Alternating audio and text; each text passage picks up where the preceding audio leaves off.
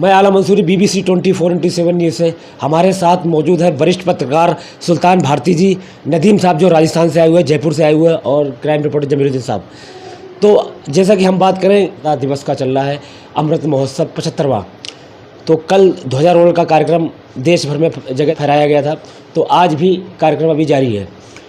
तो अगर हम पत्रकारिता जगत की बात करें तो सुल्तान भारती की तारीफ़ करने के लिए हमारे पास शब्द नहीं है। ये मील का पत्थर माने जाते हैं पत्रकारिता जगत में। कई दशकों से पत्रकारिता जगत में सक्रिय हैं, और सबसे पहले तो मैं उनका स्वागत करूंगा BBC 24 न्यूज़ में। सर, सबसे पहले आपका स्वागत है। बहुत बहुत शुक्रिया आलम भाई जी। किस तरीके से इस बार स्वतंत्रता दिवस की जो हमारे प्रधानमंत्री ने हर घर तिरंगा का आह्वान किया है, तो किस नज़रिए से आप पूरे देश को मुबारकबाद दे रहे हैं, किस नज़रिए से आप देखते हैं? मैं तारीफ़ करूंगा मोदी जी का। उन्होंने एक शब्द को मूवमेंट बना दिया, एक अल्फाज को आंदोलन की शक्ल दे दी, और इसमें कोई दो राय नहीं कि इतना उत्साह, विपरीत परिस्थितियों में भी इतना उत्साह, इतनी खुशी, इतना जोश और राष्ट्र के प्रति समर्पित भावना युवा वर्ग से लेके सीनियर सिटीजन तक में कभी नहीं देखी गई। अगर मैं इसे साफ दिल के साथ स्वीकार करता हूँ तो ये न तो अतिशयोक्ति है और न ही कोई हठधर्मी है। सिर्फ ये कहा जाएगा कि हमने एक सच को कबूल किया है। बहुत अच्छा लगा, बहुत बेहतरीन लगा। और ये आज़ादी का जो अमृत महोत्सव कल ख़त्म हुआ है, ख़त्म नहीं हुआ है, बल्कि एक नए जोश, नई ऊर्जा के साथ भारत ने शुरुआत की है। जी सुल्तान भारती, बहुत अच्छी आपने बात बताई।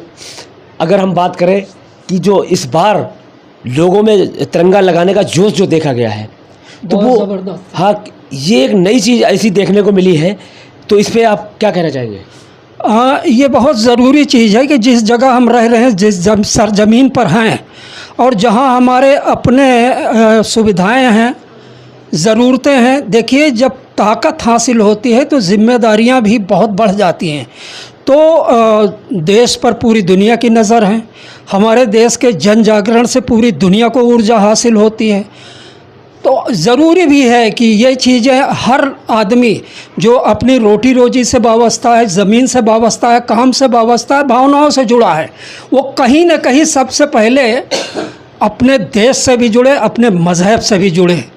और ये चीज़ें सकारात्मक रूप से लेनी चाहिए कभी भी, हमेशा, तभी देश आगे बढ़ता है। तो ये चीज़ें बहुत अच्छा लगा कि ये जन जागरण रुकना नहीं चाहिए, बढ़ना चाहिए। जैसा कि कई दशकों से सुल्तान भारती जी पत्रकारिता जगत में सक्रिय हैं, इन्होंने इतने उतार चढ़ाव देखे हैं पत्रकार के उसमें जगत में, किस तरीके से काम होता रहा है, किस तरीके हो रहा है।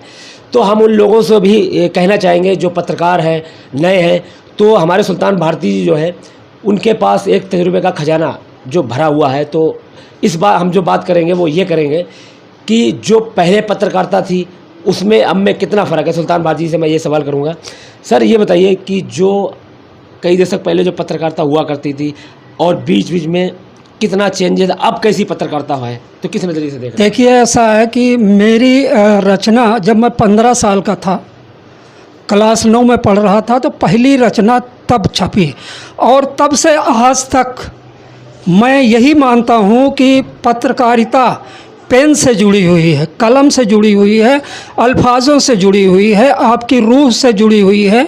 जिसको लिखना नहीं आता है, पहले यही समझा जाता था कि वो पत्रकार नहीं है।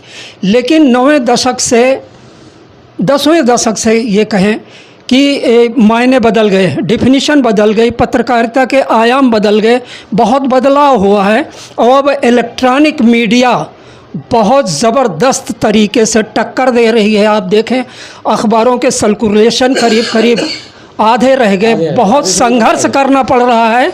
आज जो सोशल मीडिया ने मुकाम हासिल किया है, पत्रकारिता का जो व्यापक आयाम फैला है, हम समझते हैं कि उसके बगैर अब पत्रकारिता की कल्पना नहीं की जा सकती।